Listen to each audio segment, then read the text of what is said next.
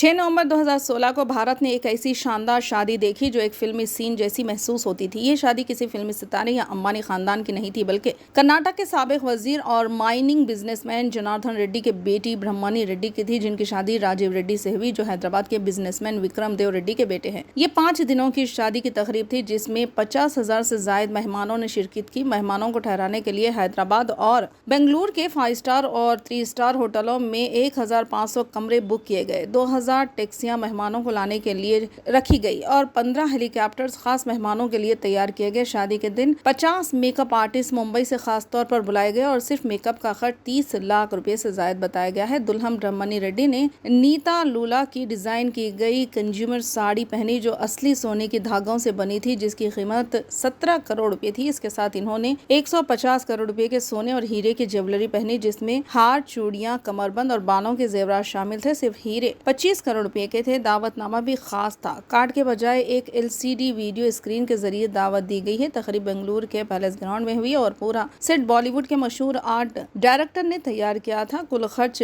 500 करोड़ रुपए, इतना कि दिल्ली के पूरी आबादी को एक वक्त का खाना खिलाया जा सकता था। हालांकि अनंत अंबानी और राधिका मर्चेंट की शादी को भारत की सबसे महंगी शादी कहा जाता था, जिसकी कीमत $600 मिलियन बताई जाती, लेकिन उसकी कोई सरकारी तस्दीक नहीं है। जनार्दन रेड्डी की मुतनाज़ा शहरियत। जनार्दन रेड्डी, जो कभी कर्नाटक हुकूमत के वजीर और मशहूर माइनिंग बहारून थे, हमेशा खबरों में रहे। ज्यादातर मुतनाज़ा वजूहात की बिना पर उन्हें विल्लारी माइनिंग स्कैंडल में गैर कानूनी कानकनी के इल्जाम का सामना करना पड़ा। जून 2023 में बेंगलुरु की एक अदालत ने स्कैंडल की तफ्तीश की तहत इनसे जुड़ी 82 जायदादों को जब्त करने का हुक्म जारी किया।